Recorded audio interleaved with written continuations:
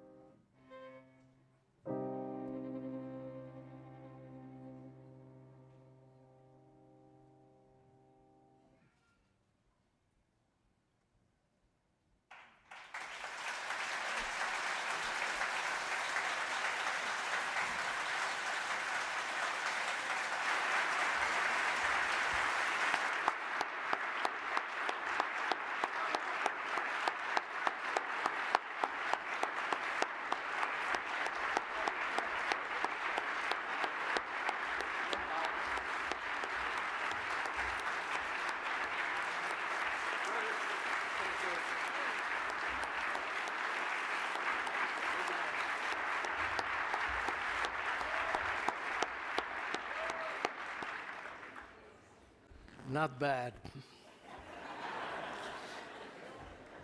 There's beauty in Schubert. There's thirst for beauty in Schubert. There's beauty in Giussani's words. There's thirst for beauty in Giussani's words. There's thirst for beauty and love and justice in our heart, the core of the religious sense.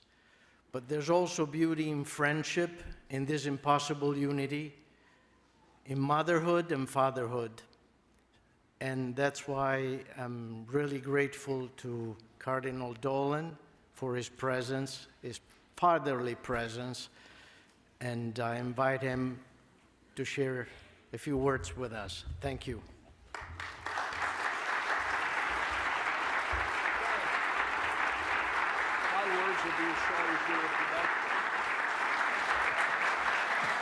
Thank you. Thank you, everybody.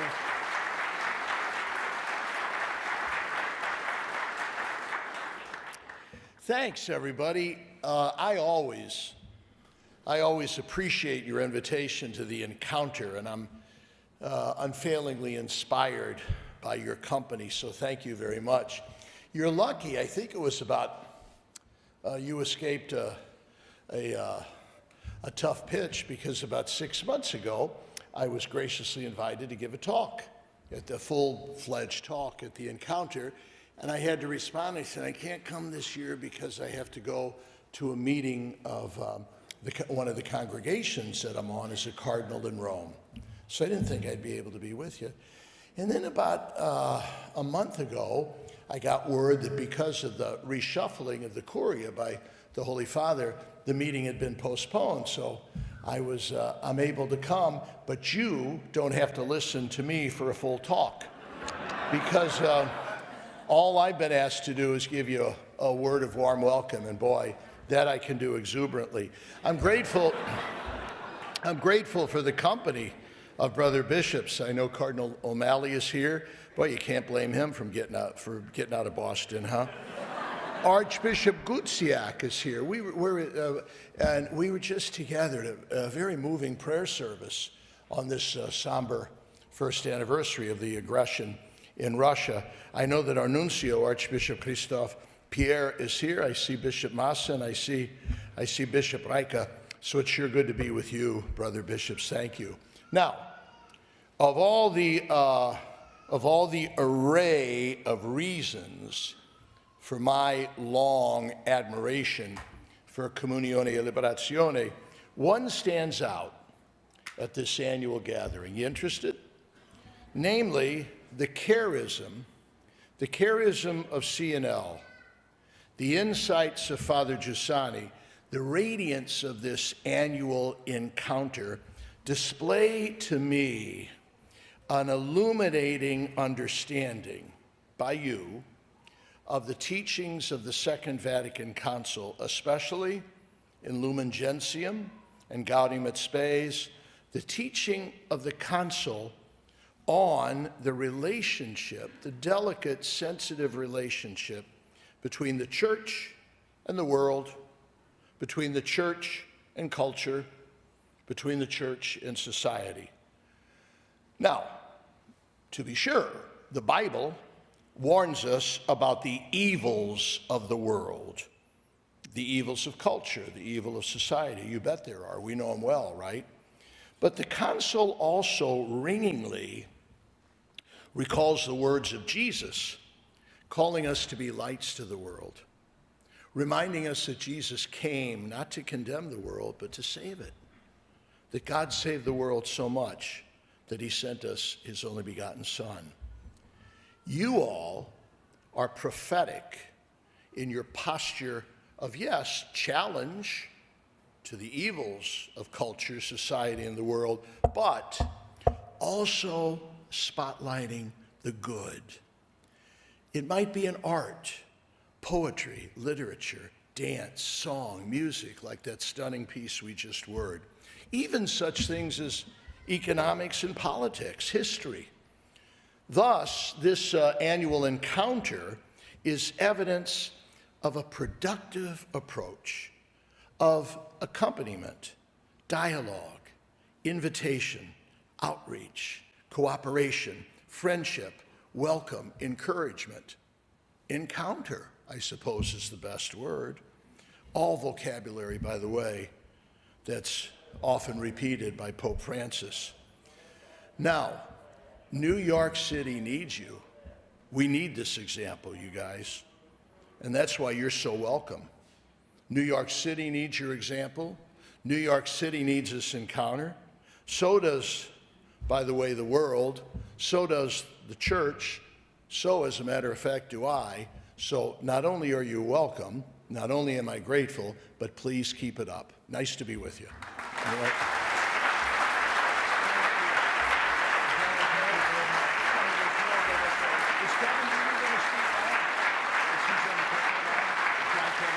Yes, he is. You want to go this way or going to go back? I don't trust the stuff. And now straight to the religious sense. We have with us 3 guests. Now they're being entertained by the Cardinal. So. I don't know, I could tell a joke, but I don't know any jokes.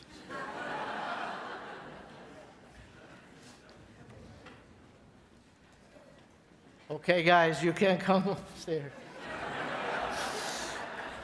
Oh.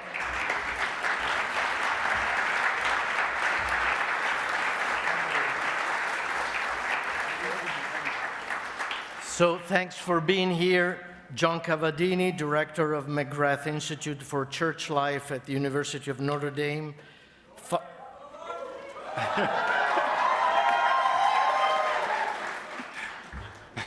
That was not supposed to happen. Father Michael Carvill, U.S. Coordinator of Communion Liberation. Same as above. And John Zucchi, Professor of History at McGill University and translator of the religious sense, which means if you don't like the translation, he's the one to blame. Thank you.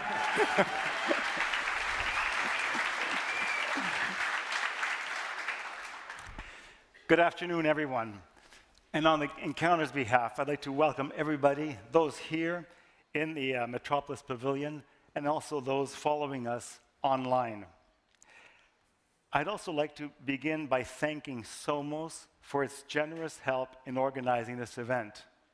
I'd like to mention one other item here, that is that this event also introduces The Trunk is Rooted Where the Truth Lies, an exhibit on the self and the other in the life and thought of the servant of God, Father Luigi Giussani.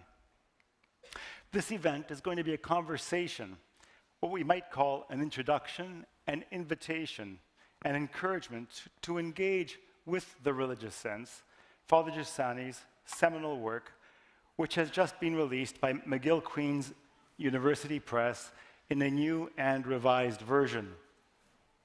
I'd like to begin with a very short story, but when the book was first, or at least when the translation had been completed, we had to find an author, a publishing company to publish the translation. And I approached McGill Queen's University Press about this, and they agreed to publish a translation. And I thought this was, well, wonderful, certainly, but it's a standard thing that's done by major university presses to pick up 2 or 3 foreign books and publish them in English translation. When I met Father Giussani a few months later, he was bowled over by this. He kept asking me, 3, perhaps 4 times, tell me the story of how this all took place. And at the end of that, he said, so you were at the origin of this? I said, no, not really. And he goes, well, was I at the origin of this? And then he said, he was at the origin of this.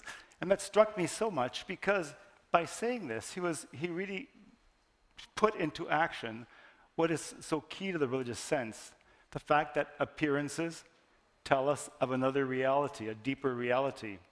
And it's in this spirit that we're going to have this conversation today. We want to avoid, obviously, a dry and didactic account of the religious sense, And we're very lucky to have with us today Father Michael and John Cavadini with us because they've engaged so deeply with this book and been touched by this book so deeply. So we're going to have, in a sense, a conversation not with two teachers as they are, but with two human beings who've been touched by the book, moved by it, by two witnesses, we could say. So if we could begin the conversation, and I'm going to start really with the question of the religious sense itself. I'd like to ask Father Michael, and I don't mean this as a please explain it all question, Father Michael, but I'd like this more as an insight to help us in a lifetime's work. You know, from your reading of the book, what is the religious sense? Yeah, I would say that the religious sense is, to put it in just two words and then maybe explore those two words just a little bit, I would say that it is a structural expectation. And by that I mean, by structural I simply mean that it's something that we all have. Just like we have a nose and eyes, a part of who we are as human beings is this expectation. It is part of who we are. It's not a choice. It's not an acquired ability or gift. It's something that's simply there. It's a structural expectation. And that is that we as human beings, when we live the experience of being human, we find that continually within our engagement in the reality that we encounter, when we open our eyes and when we begin to live, we discover that that we're after something, that we're not just passive spectators, that there's a powerful dynamic force within our engagement in reality, which is an exploration, a search, a thirst, a hunger, a wanting to discover something which we don't even, if somebody asked us, what are you looking for? We'd find it hard, and we do find it hard to put it into words, but yet we do know deeply the experience of inadequacy. And that inadequacy, that experience of inadequacy of things comes precisely from this expectation. And the fact that this expectation doesn't get met, it doesn't get met in the day-to-day interaction with things. And therefore it continues forward, looking always, scanning the horizon, looking for something that might in some way be satisfying. I always think of going down to collect the mail. You know, when you go down to collect the mail and there's a little pile of envelopes on the floor under your mailbox. I don't know if they even do it that way anymore, but that's the way I think of it. I don't know, at least for me, there's a little expectation. Might there be a letter there that changes everything? Might there be a letter there that when I open it, it'll really change things? And to me, that reveals, in some sense, it's just one little experience that's revealing the fact that in me, as a human being, there's a waiting, there's a wanting, there's a desire, there's a point of comparison of things, there's a point of evaluation of things by which I rate the things that I encounter. I think I'd leave it with that for the moment, and then, because I think later on we'll probably have the opportunity to delve further into the way in which this expectation grows and becomes in some way more articulate and more aware, in some way, at least of the dimension of what it's an expectation for. So this expectation, as you're saying, it's not just some characteristic, it's something structural, you say. Yeah, by that I mean that it's part of who I am as a human being. I can't get rid of it. And it doesn't matter. It comes before any consideration of the epoch in which you were born. We can find this in the most ancient literature. We can find this in the most distant and diverse cultures. We find it as truly something that's human. It's not belong to any category of human. It's belong to the human person per se. That's what I mean by structural. It's us. It is ourself. Thank you. John, you read The Religious Sense once many years ago, you said, and you read it recently. How have you understood the religious sense, particularly from the second reading? Yeah, I did read it about 12 years ago, and I liked it. That's good. I reread it recently. Actually, I reread it on a plane coming home from Italy, appropriately. And it struck me totally differently. It really moved me. Actually, it made me cry, I hate to admit it, when I got to the end. And I was embarrassed because there were a lot of movies, on the airplane that you can kind of see, sort of romantic ones, and I was thinking, I'm not crying at that, please, don't think. You can't help it, well, anyway. But this time, being a theologian, what really struck me about the book, only the last chapter, really, is about Revelation, which is where I live as a teacher. And the way that the whole thing is structured, that it elaborates the religious sense as reason's awareness of questions, the answer to which it's also aware go beyond reason. So that there's a way in which the human person, like Father was saying, is seeking. But I think what I like about Giussani is that he talks about it in terms of reason, and he kind of expands our understanding of reason, so that reason seeks, reason inquires, but reason seeks and inquires on the basis of awareness of human desire, awareness of the desire, he says, to explain the meaning of everything. And that what's beautiful is that he says, so reason becomes aware of something and it becomes aware of the answer as something which transcends reason, and that to deny that is irrational. So to deny that reason gets to a point where it becomes aware of an answer that transcends reason is ironically to unsay your own reason, to unsay your own being as reason. And so he talks about, in that last chapter, then he builds up to the possibility, he says, of revelation, which was very moving to me. He says that nothing can erase that possibility. And he brings up Mary, isn't it interesting? Right at that point, the Blessed Mother appears in this book right at that point, because she says, how can this be? And the angel says, because nothing is impossible with God. And so the Blessed Mother, she remains right there, right open to a possibility she can't fully foresee. And that sort of ongoing personal character of revelation in her whole life is always an openness, and it never goes away. And if you think about the 7 sorrows of Mary, for instance, the prophecy of Simeon, it's like she was, wow, virginally conceived, this is going to be fantastic.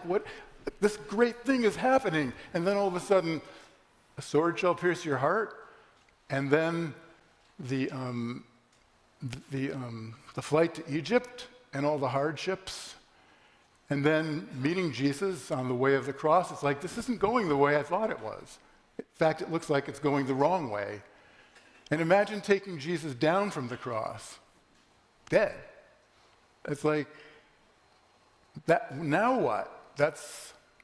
But she didn't close off the possibility, right? That for God, nothing is impossible, even if you can't see beyond it. Who can see beyond death? And then in that openness, the resurrection quietly sneaks in the middle of the night, as something which unexpectedly greets that openness to mystery, the possibility of something we hadn't been able to form at all. Seemed impossible. And yet it happened. Snuck in. I hope you don't think the question's too intimate, but what particularly moved you to tears in this? Pardon me? What particularly moved you to tears in this? Well, can I read the line? Yes, please. It's actually the last paragraph, but I'm not going to read it all. It's this. The hypothesis of revelation cannot be destroyed by any preconception or option. This is the frontier of human dignity.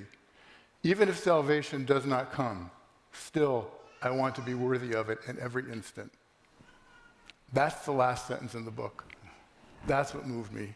That this whole book is saying that's the religious sense when it comes to its fruition, and when we don't block it, it leads to a readiness like that. Even if salvation does not come, still I want to be worthy of it in every instant. That's kind of Marian, isn't it? So another incapacity for worthiness. In our unworthiness, we still desire that worthiness. Right. Even if it doesn't come, there's something like I don't see, what it might be, but I want to be worthy of it in every moment of my life. Thank you. And Father Michael, what in particular struck you in the religious sense? If there's one spot that really, or one theme, one spot, one area in the book that really struck you? There are an awful lot of things that struck me in the religious sense, and this point of the category of the possible remaining open, for me, is absolutely the most, in some ways, the most vital thing, which is that to me always, it seems to me that the greatest objection against Christianity is to say it's impossible, that man there could not be God. It's impossible to shut it down before the consideration of it. And the thing that I find most beautiful and extraordinary in this book is the way in which it so profoundly establishes the profound unreasonableness, even the violence to our own nature that we have to do to eliminate that possibility, that category of possibility, to say that something is not possible. When I find a cloud over my perception of Christ present in the world, it always sends me back to this. It always sends me back to this.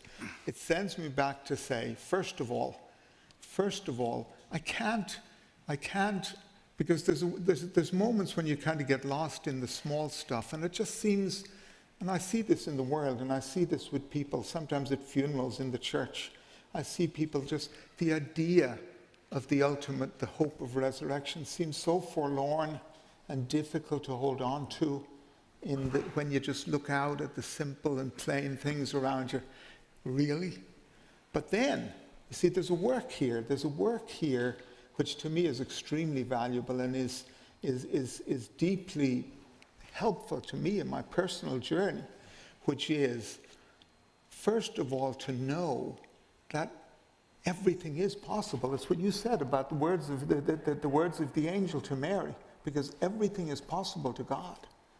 So the openness of that possibility, that category of possibility, removes from me a shadow over the whole human experience and allows me to open my eyes and look at what's happened to me in my life, and look at look at my family, look at this movement, look at the church, look at all the things, and perceive and see what's real, and be able to engage in what's real.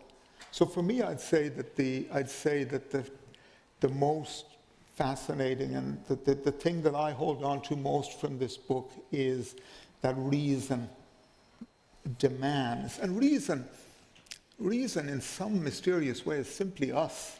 Reason isn't something I do. Reason is my relationship with the real. It's my relationship with what is.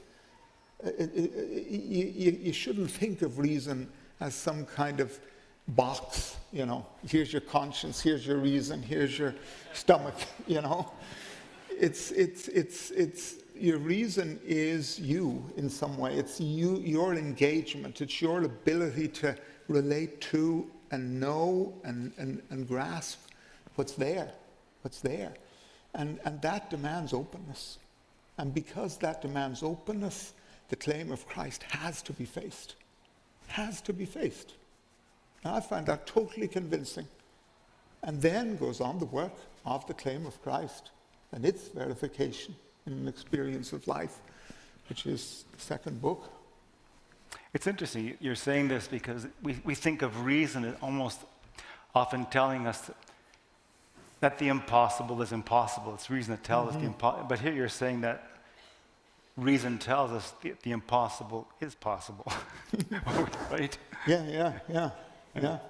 I think that's right. I do think that's right. Oh.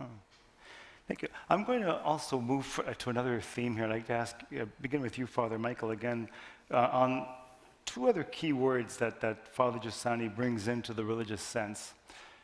You know, one of these is experience, and closely tied to it, the question of correspondence. Yeah. And they're words that, even in the movement, they're often bandied about. We often use them without understanding their depth, their deep significance. I was wondering if you could help tease out these words for us. Yeah, I think one of the great things that Father Giussani has done for us and in the world of thought in some way, because ultimately I think that this book is a real contribution to the world of thought, to the history of thought, of humanity. Right now we're the people who kind of are invested in it and we know it, but I think it really does deposit something that has enduring, it makes an enduring contribution. But I think one of the things that Father Giussani has done, and maybe this and even in a special way in the Catholic environment, is he in some way restores the word experience to a real dignity, And he does that by observing and helping us to perceive that experience is the emergence of the real to our human knowing. And therefore, experience is not just things that happen. Experience is things that happen with the conclusions that we can draw from those things that happen, the judgment that we make of those things that happen. And in this way, we find ourselves with something that's profoundly unobjectionable if you think about it. I always come back to Peter outside the synagogue in Capernaum. Will you also leave?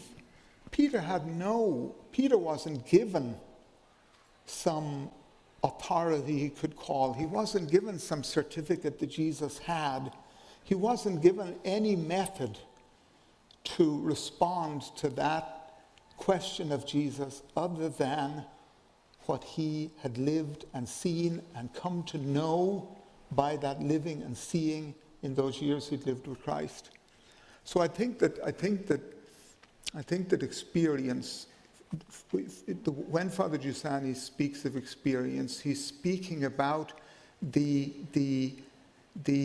completed work of encounter with reality.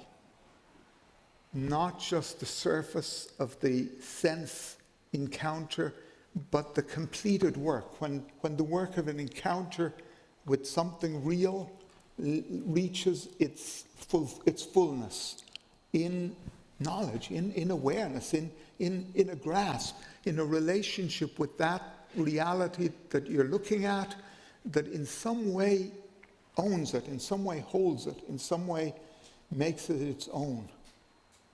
So I think experience has to be seen as a dynamic of the human person.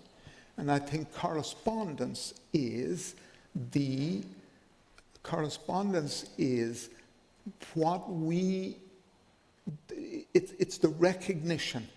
It's the recognition. And correspondence goes back to what I said at the beginning about the reality in front of us, and about our our presence in reality. Correspondence means that I discovered that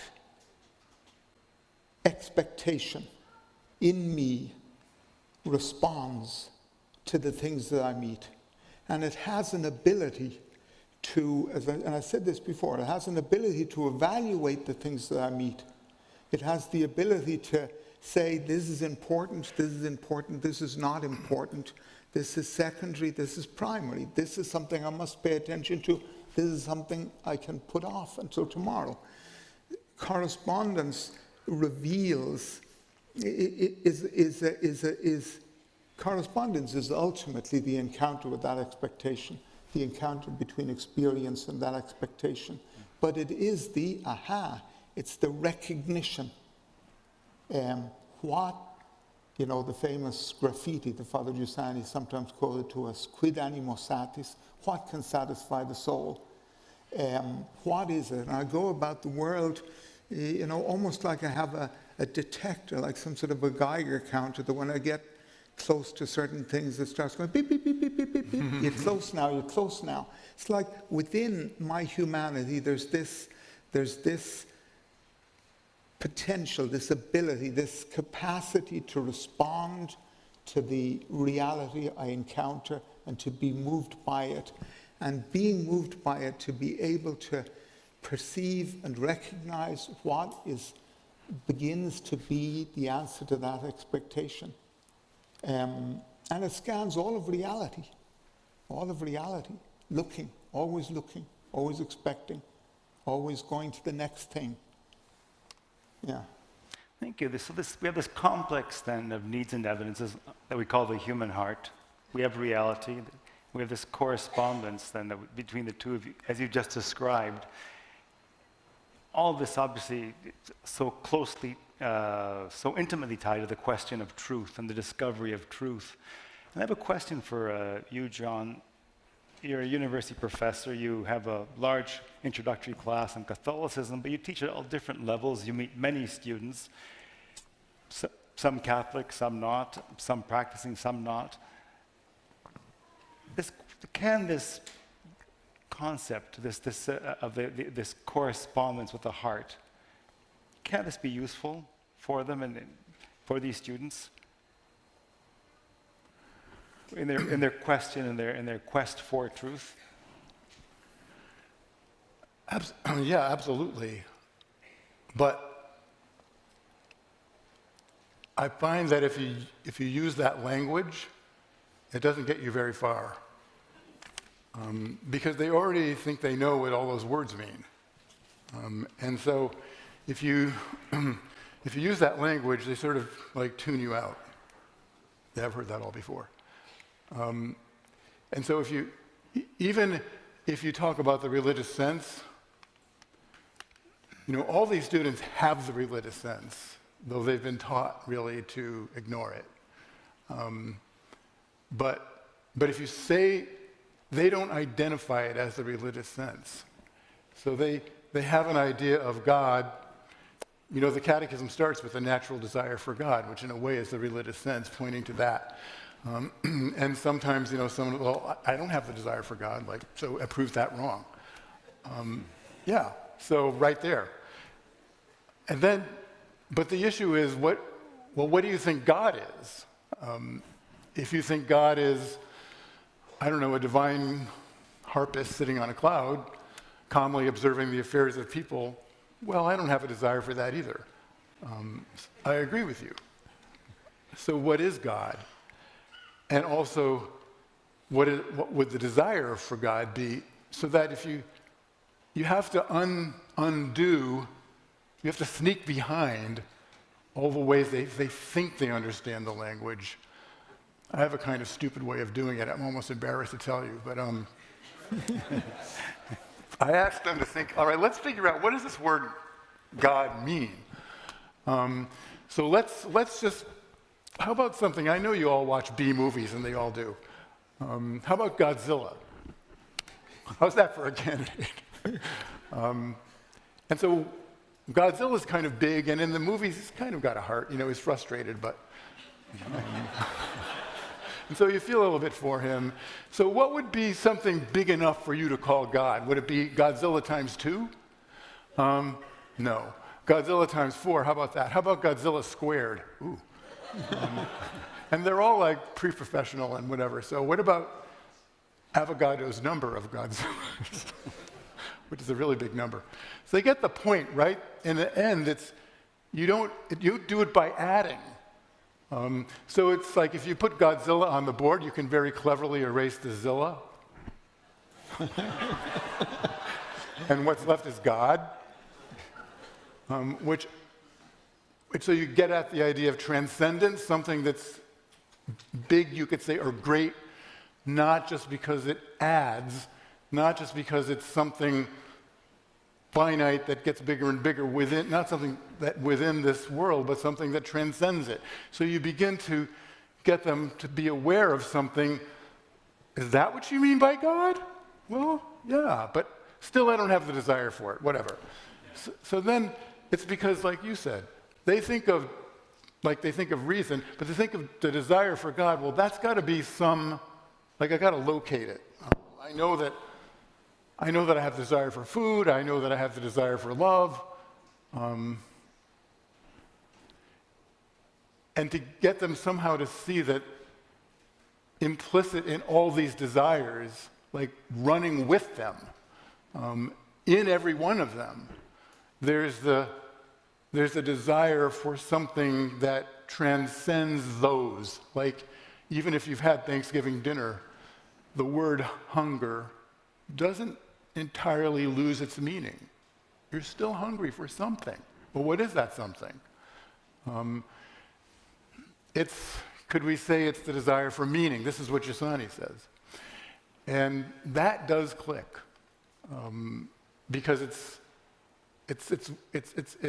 lodged within all of our desires, which even when they're satisfied, what does it all mean? And if they put those two things together, right, meaning, or the question of meaning, orders me to Godzilla without the Zilla, it gets somewhere.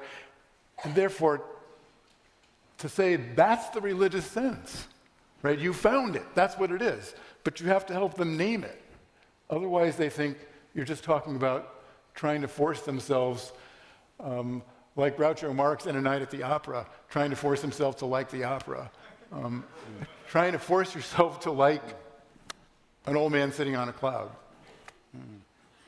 We just heard that beautiful second movement of the Schubert trio, exquisitely played before by this trio. And there's that line from Father Giussani that was read at the introduction, where he said, yeah, discovering a beautiful melody, we want nothing else, that we have an intuition of the hereafter.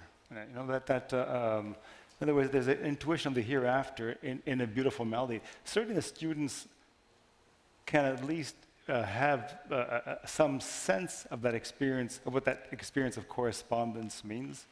In other words, is it possible for them, through something that they are living or have lived, that they can understand what this correspondence refers to, that can give us a certainty regarding truth? Yeah, that's a really excellent example. The example of music, because it's the example of beauty, right? You're hearing something beautiful, and in that moment, it seems like that's all you want. But there's a lot of ways. Giussani calls them preconceptions. There's a lot of preconceptions you can use, outside of that moment to dodge it. Like, well, beauty is just, I don't know, it's just something subjective. It isn't anything out there. They've all been taught these things. So in order to counteract that, sometimes I wear a flower to class, a carnation. They're like, whoa, what's that for? I said, what's what for? Like, well, that in your lapel. I said, well, what is that? It's just a piece of matter, right? That's all it is. It's just whatever. And they say, no, it's a flower. I said, why did you wear a flower today? Like, they all think I'm crazy. So I said, it's I thought just the other day you were saying all this could be is just a piece of matter, energy, interacting. So look, I'll take this flower and I take it out of my lapel, I slam it on the floor, and I step on it. And they're absolutely horrified. And one time I did this, and the floor was a little slippery. And I slipped on the flower that I just stepped on. I didn't entirely fall, so I halfway kept my dignity. But I said, why were you horrified? I just stepped on a piece of matter. You said that's what it was. And something was violated, right, in that moment that they they don't want to and simply explain it reductively. Great, thank you. Great example.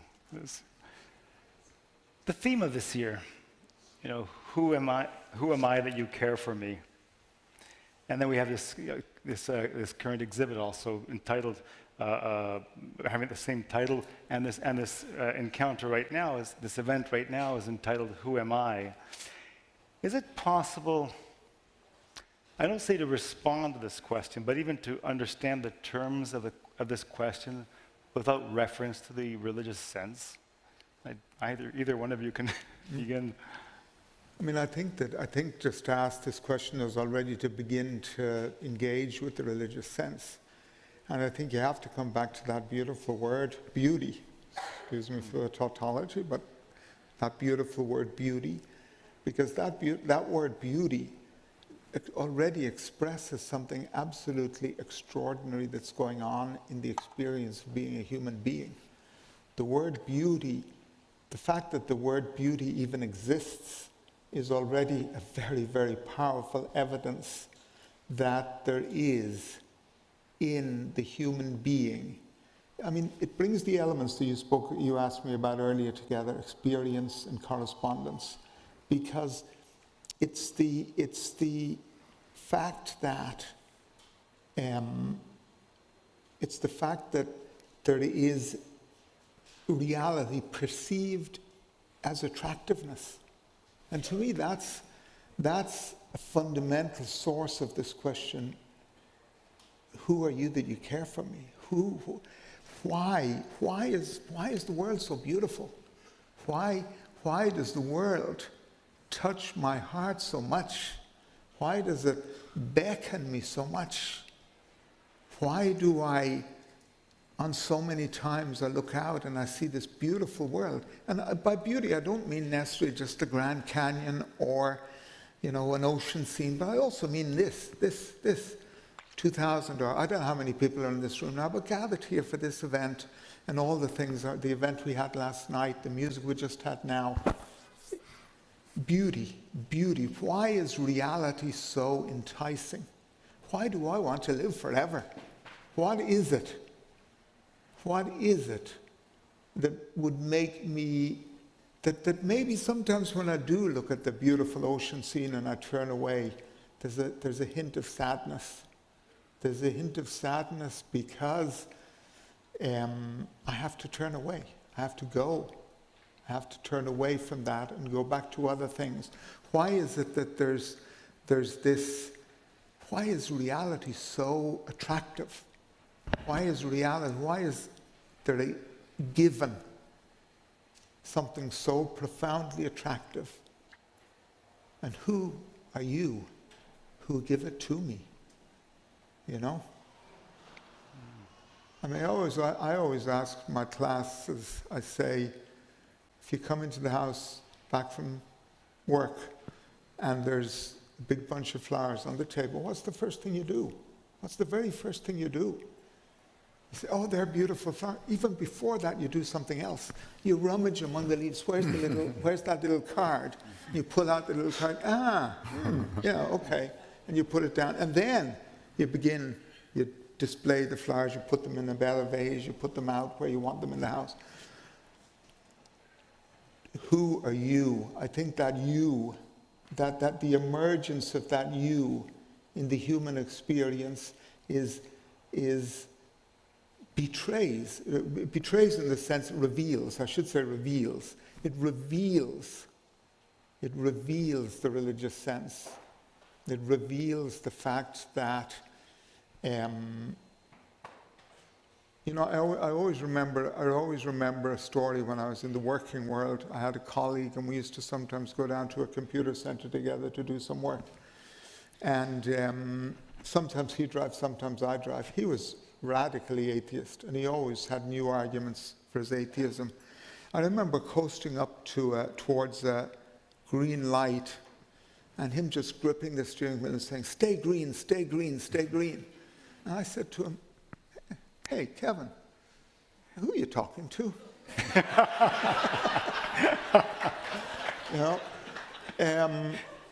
Who are you talking to? We talk to the real because we perceive. We can't help but perceive the real as responsive to us, as an other. Yeah. Oh, thank you. It's interesting. Yeah, we perceive the real, as you put it. I was, John before just spoke about how he was moved by the book. The other day, reading this book again, I was chapter 10. I was in tears again, reading that section precisely on this, where Giussani says that we become aware of the real, and then of faces and things, and then of our I, of ourselves. And that we begin to say I in that sense there. John, how about you? Do you think it's possible to answer that question, who am I, ultimately? Who am I that you care for me, without this reference to the religious sense? In other words, is it simply a philosophical question, or is this religious sense absolutely necessary for understanding the terms of the question? Yeah, I would have to say yes. I would first of all underscore everything that Father Michael said, and maybe I can also help you understand why this last chapter moved me so much and still does now, because it has to do with the you, right? Like you said, it has to do with the you. The you is that irreducible word. If you really mean it, it can't be reduced to anything but itself. But the way that he does it in that last chapter, he's built up the whole book so that reason, if it's true to itself, asks all these questions about meaning, etc., and if it's true to itself, becomes aware in that asking of an answer which is larger than itself, which transcends itself. And it's in that last chapter that after he's built all this up, that then he says, so we interpret that most successfully, if we're honest, with the word mystery. And so that the religious sense is a sense, ultimately, of the answer to our questions as something which transcends us, and that constitutes mystery. So if you're truly rational, true to your rationality, you'd be aware of of reality as ultimately a mystery. Step one.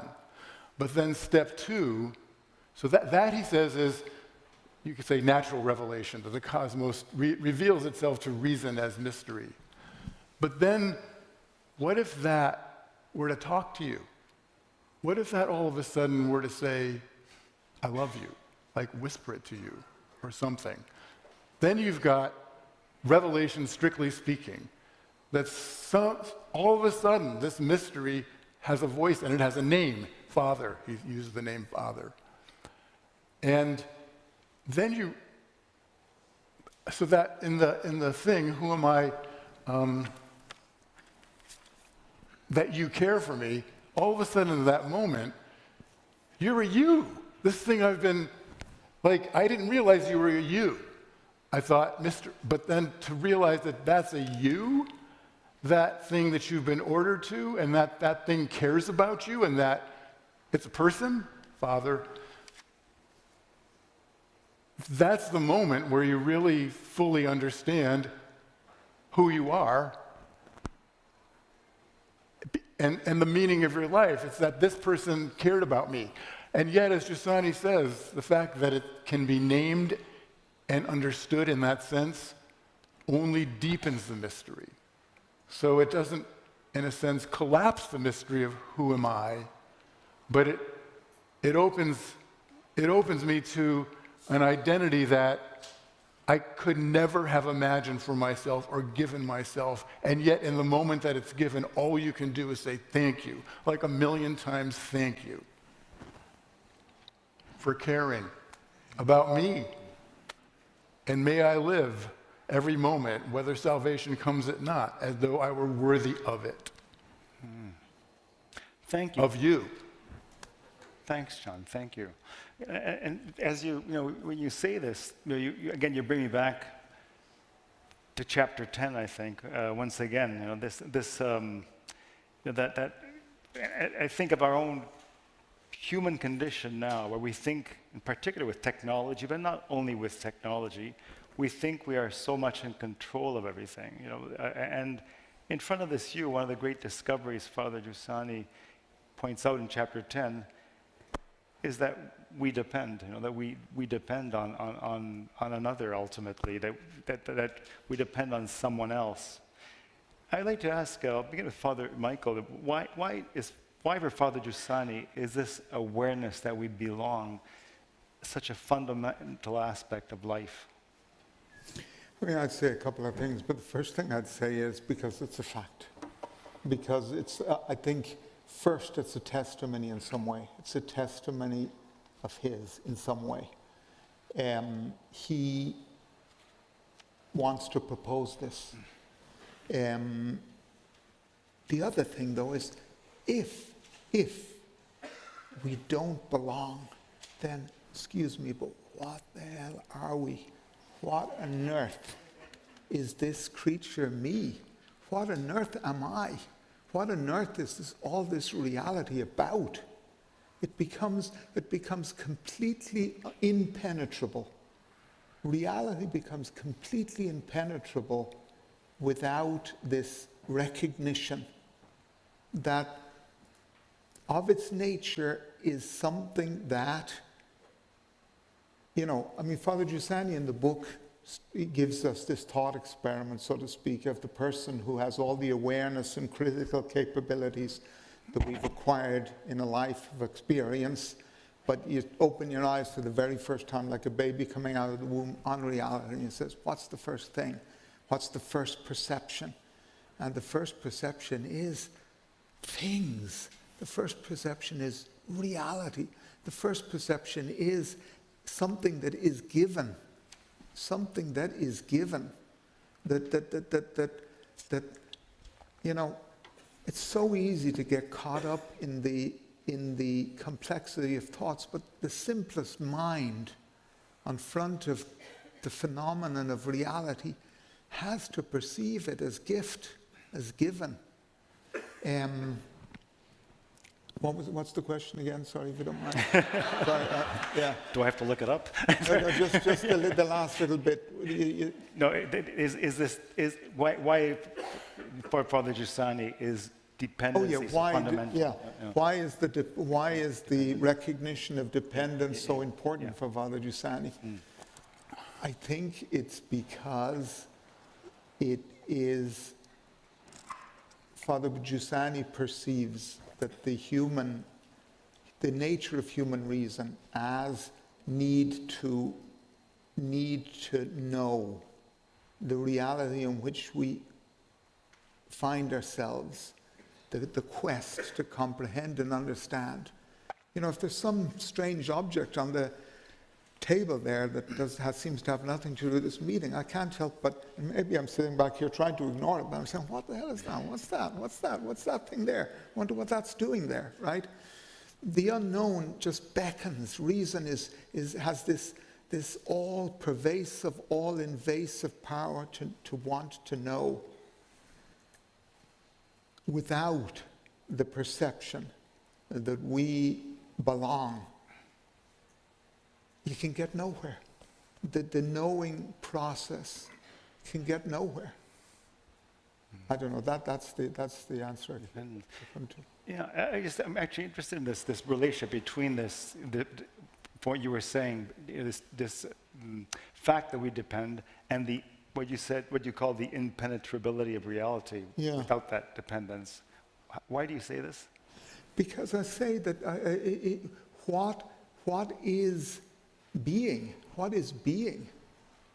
What is stuff? What is, I always think that this verb to be, the verb to be designates an action, like I'm sitting, and that describes an ongoing condition in which I am right now.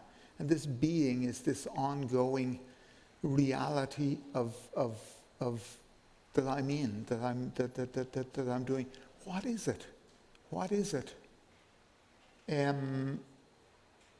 How can you begin to grapple with an understanding of reality? So, you can, in some sense, human beings on front of reality in some way kind of reverse engineer. We're always reverse engineering. We're always kind of pulling it apart and digging deeper and deeper in. Then the next question, we reverse engineer everything, trying to get back through the phenomenon to its origin in some way, right?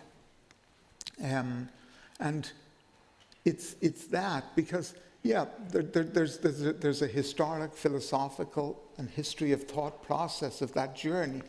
But the person who faces reality straight away is already confronted immediately with that what? And yeah, I love it. Thank you. Put it there. Thank you. And John, I'd like to go right back to that question before about, or that issue I brought up before, this control that we always want to have over our lives. Somehow we see ourselves as the source of our own happiness. And I'm sure you see it in students, but we see it in adults, we see it in the elderly, we see it in everyone, Catholic, non-Catholic, non-religious. Everyone seems to share in this. Is it still possible today, and I'm thinking now in particular about your students, it's still possible for them to discover a vulnerability that opens them up to this recognition that they ultimately depend, to discover a new serenity in understanding that ultimately they depend on another? Yeah, my experience of that is, and it's related to what Father Michael said, is that students, they're taught they have to rely on themselves. And they're taught that what matters is their achievements. And therefore, they're very anxious. Most of them live, it's kind of an anxiety-ridden. Am I going to do enough? Am I going to get this job? Am I going to get this enough prestigious of a job, etc.? If you scratch beneath the surface of that anxiety, you find an incredible vulnerability. And I think, remember, Giussani talks about the communitarian dimension. He says it's very difficult to get to that level of vulnerability because it means taking a risk. It means acting on what you've perceived. And it's the community dimension that helps you take that risk. And so students, I think,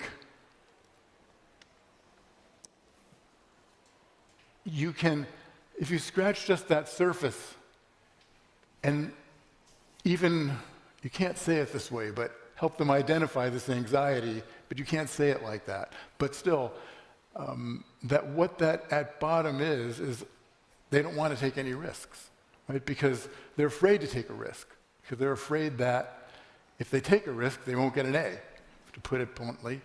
So they don't want to do anything new. They don't want to. Therefore, what you need in order to help them get farther is that community dimension. Like, there's going to be someone to help you. There's going to be someone to catch you. Like, you're not actually by yourself. There is a network of help, and I think you have to be willing to be that help, because it doesn't do any good to point it out philosophically. But as Giussani says, it's when somebody offers to help you that you all of a sudden think, wow, maybe I could take that seriously. And this vulnerability that I'm hiding can go somewhere. And of course, ultimately, that requires a sense that somebody else larger is taking care of you. But that's the second step. Thank you. I'd like to move on to another question, which is that of chapter 9, well, one could say chapter 6 to 9. It's all on ideology and preconception. And, we seem to draw ideas of what the good life is, what success means, ideas about our bodies, our ideas regarding gender, equality, diversity, from images that are sent to us by the world, let's say, by what Father Giussani would call the common mentality, by preconceptions that reach us. And Father Giussani says that preconception, I quote, confines itself to the familiar and expected. Why is it these images that come from others end up becoming the familiar and expected? Why is it not, how can I put it, what we desire most, await the most, even if we're not particularly expecting it, but await the most in our deepest, what is deepest in our heart that we really want for our lives? Why is that not the familiar? Why is it always a preconception that is the familiar? We could begin with, John, did you want to start on that? I would say that it's because to become aware of something for which is the answer to your questions, but exceeds reason itself and exceeds you, that's frightening. It's that, and so we block it. We've been taught to block it, really. I think looking at my students, they've been sold a bill of goods and a mess of pottage for their birthright. They've been taught to block it. And so, because it doesn't require taking the risk that being true to this awareness does require. So it's like Mary, that's why she shows up in that text. The most unimaginable thing was announced to her, and she didn't block it. She was open to it. And that meant open to all the sorrows, and yet to something that transcended all of them. Yeah. I think that to hold the original position of the human being is profoundly dramatic. The more you live, the more you look, and the more you experience the real, the more you realize that there's a profound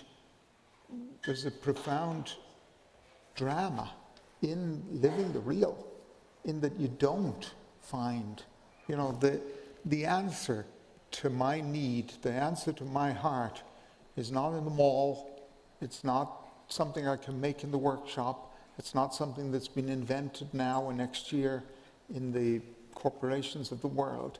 It's not here. It's not here.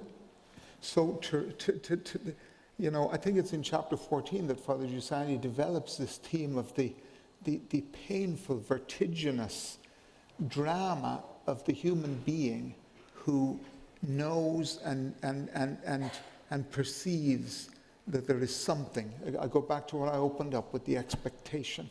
They're expecting something that's not there. And it's very, very comfortable, as Father Giussani says there in chapter 14. It's very, very comfortable to say, this is it. This is it. This is the answer. My career, my power, my influence, my girlfriend, my money, it's very, very easy, both at the individual and at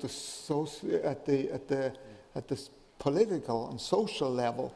It's very, very easy, and it's very comfortable to say, let's all agree that this is what we want to pursue. But the heart cries. The heart ultimately cries, and we become people that live a quiet desperation. Because even though we've all kind of come up with this conspiracy in the world that this is what we're after, somewhere inside we know it's not. And that no matter how much we pursue this, it's not going to get there. So I think that I'd say the reason that we choose those identifiable by us familiar solutions is to escape the drama of what it is to be a human being. Thank you. We've had this discussion today, not to explain the book, but to encourage people to read the book from two witnesses who grappled with the book. So I really want to thank both of you for this wonderful conversation. Thank you. Thank you. Thank you.